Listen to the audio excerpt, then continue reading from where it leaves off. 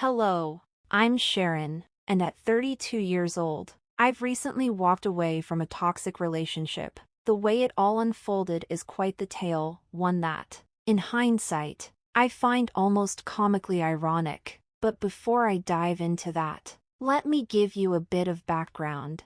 I was born into a wealthy family, and while I've always appreciated the privilege that came with it, I never took it for granted. My parents, ever the wise ones, taught me to keep our wealth under wraps. They warned that being open about our financial situation could attract the wrong kind of attention, people looking to take advantage. So, I kept things low-key, living modestly and only revealing hints of my family's financial standing. When it came to college, I decided to go far from home. I was eager to step out on my own, to see the world, and experience independence. I lived on a budget just like my classmates, and I grew to enjoy thrifting and exploring budget-friendly brands. Even though I had access to a generous trust fund, I felt strongly about earning my way in life, so I worked hard after graduation and didn't rely on my inheritance. A year later, I met Benjamin, my now ex-husband, through a dating app. Our early dates were full of charm, thoughtful gifts, and shared excitement. 3 years into our relationship, he suggested I meet his mother, Margaret. It was a big step, and the conversation leading up to it still sticks with me. Benjamin felt it was time for me to meet his mom, and while I was open to it, I told him that a meeting with my parents might take a while due to the distance and our busy lives. We agreed to make plans for his mom to meet me, which marked the start of an unexpected chapter in our relationship. However, Benjamin then suggested we meet her this very weekend. I was a bit taken aback by the rush but understood that he must have been eager for her to meet someone important to him. What caught me off guard, though, was when Benjamin added that he needed to prepare me for the meeting. He explained that his family was quite wealthy, something I had already suspected from the lavish gifts he'd given me, but the real point of his warning was that his mother had a tendency to judge people based on their social standing. He didn't want me to be blindsided or upset if she made any offhand, judgmental comments about my background. Benjamin reassured me that no matter what his mother might say, it wouldn't change his feelings for me. Still, despite his attempt to calm my nerves, I couldn't help but feel more anxious about our upcoming meeting. I tried to stay hopeful, but unfortunately, his warning didn't prepare me for the reality of meeting Margaret. From the moment we were introduced, the tension was palpable. Margaret embodied every elitist stereotype, and it was clear from the start that she disapproved of me. Her disdain was apparent when she scoffed at my outfit from Zara, setting the stage for the kind of relationship we would have.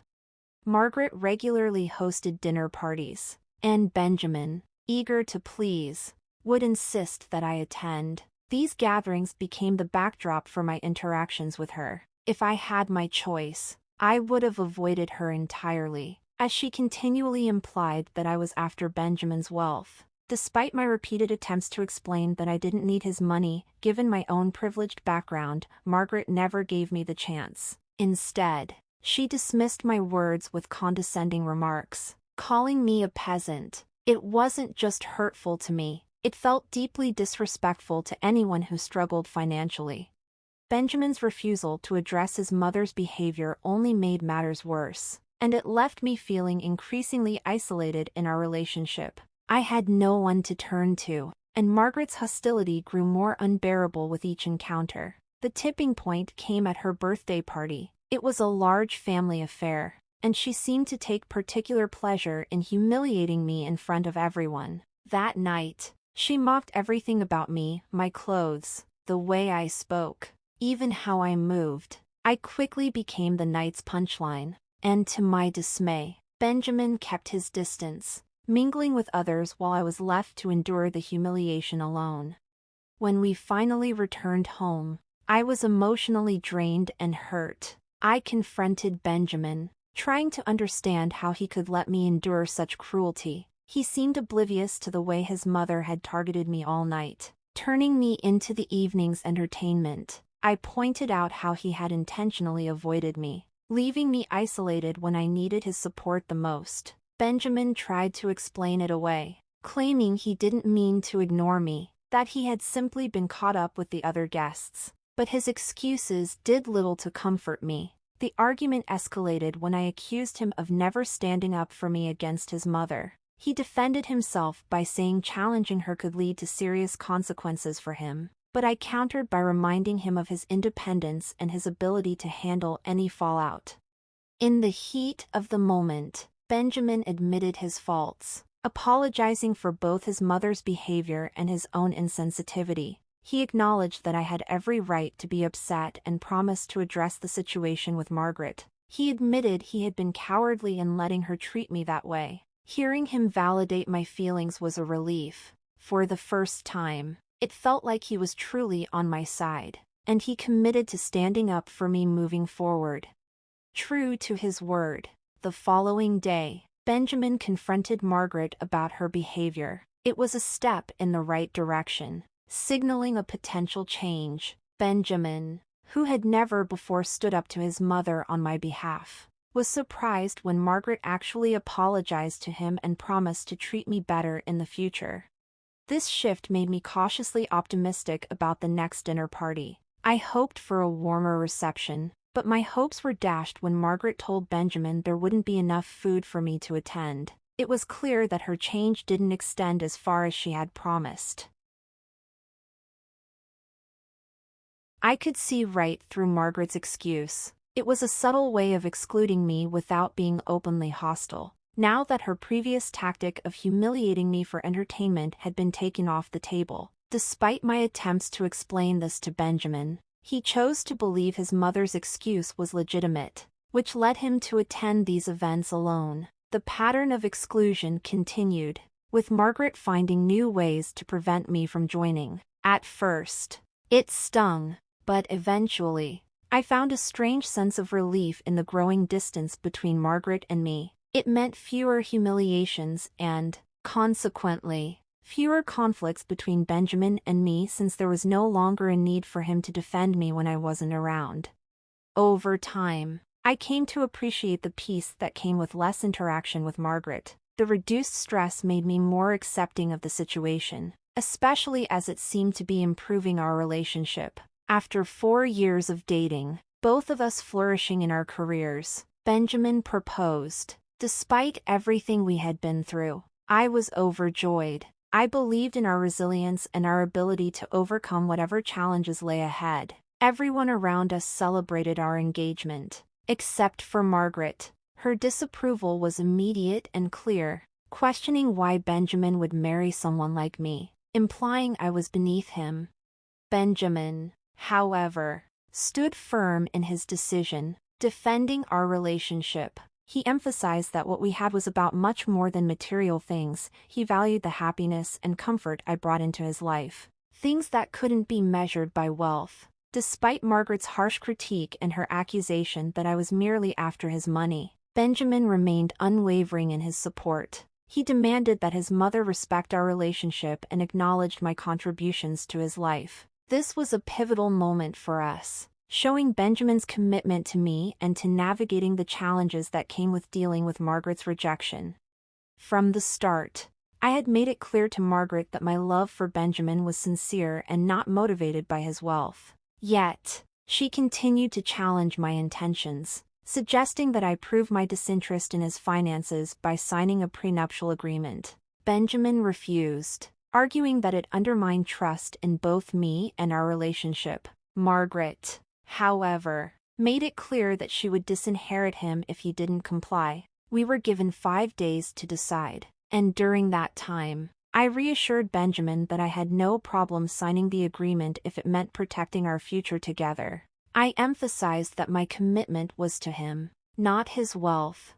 When the day came to visit Margaret and sign the prenup, Benjamin looked remorseful, while Margaret wore a triumphant expression, convinced that she had successfully torn us apart. But for me, signing the prenup was a way to show her that my love for Benjamin had nothing to do with his money. With the agreement out of the way, we sped up our wedding plans, determined to prevent Margaret from interfering any further. We set a date just 5 months later, ensuring tight security around the event to keep her from causing any disruptions.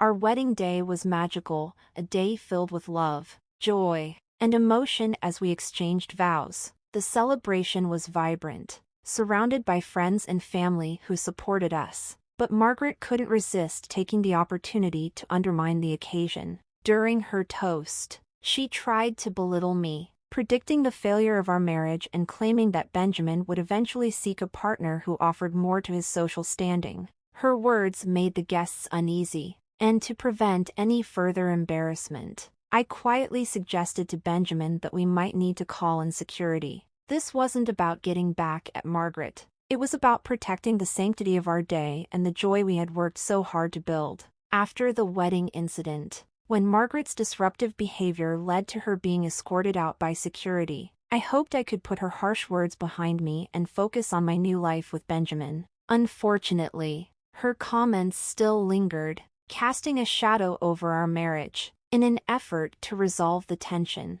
Benjamin and I went to see Margaret the day after our wedding, hoping for a calm discussion about her actions. However, despite our intentions, Margaret became defensive, accusing me of manipulating Benjamin. She refused to take responsibility for her hurtful behavior and instead intensified her attacks on me.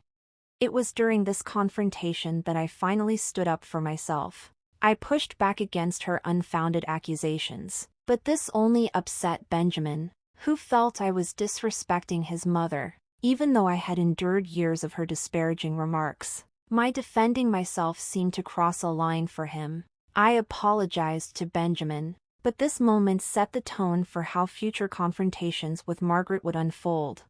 Over time, I began to realize the strength that came from asserting myself, and I stopped holding back when Margaret tried to belittle me. This shift caused more tense moments, with both Margaret and Benjamin criticizing me for causing discomfort. I argued that if Margaret wanted to avoid public humiliation, she should stop trying to undermine me in front of others. Benjamin, however, was less than pleased with my newfound assertiveness. He frequently urged me to back down, but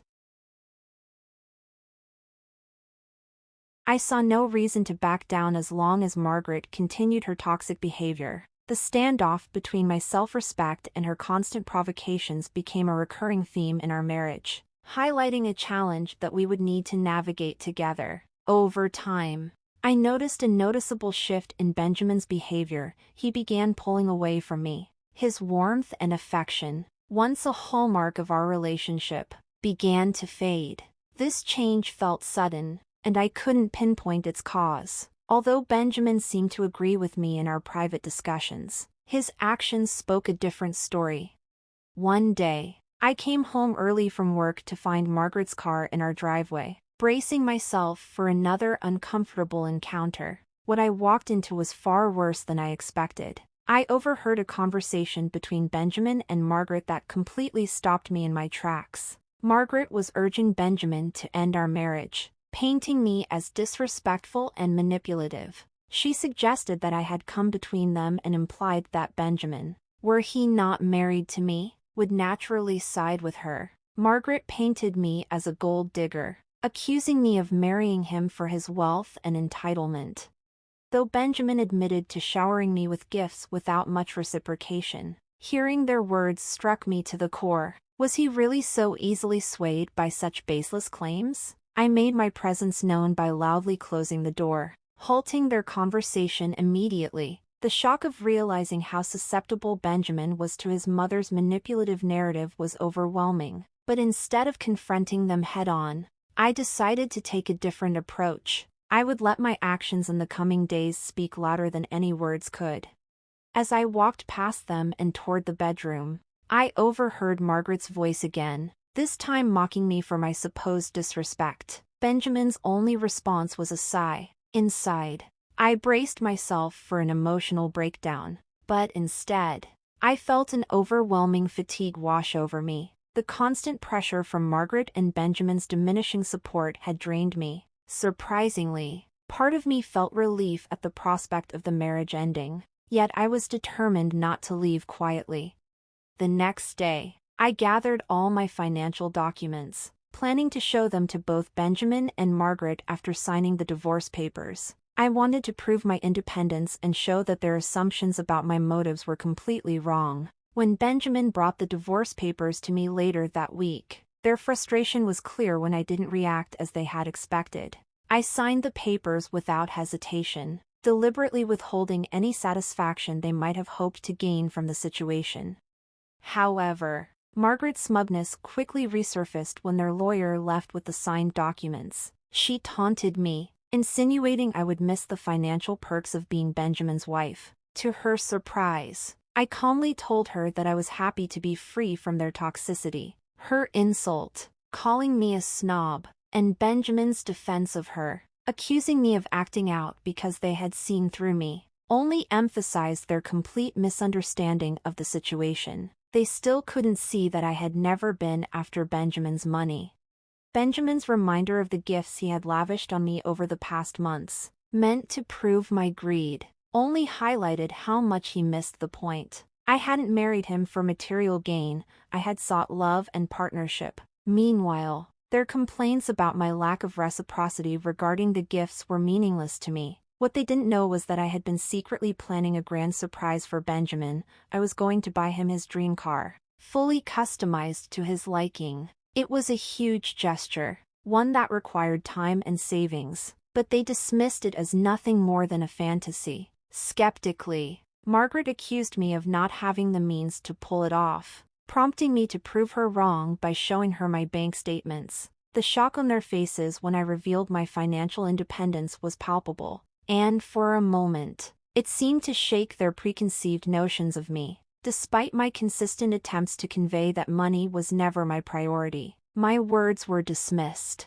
Margaret continued to belittle me, calling me inferior, while Benjamin viewed my actions as disrespectful. As the truth settled in, both of them tried to regain control of the situation, hurling insults and disbelief at my independence. Benjamin's anger was clear, and he seemed hurt, while Margaret, unexpectedly, softened. She begged for reconciliation, acknowledging her mistakes and asking for forgiveness. But by then, the damage was irreversible. I stood firm in my decision, demanding that they remove themselves from my life for good. To emphasize my resolve, I had friends help me gather my belongings from Benjamin's house, officially severing all ties with both of them. They even tried to contest the divorce, falsely accusing me of taking from them. But the prenup Margaret insisted on signing ensured they had no financial claim on me.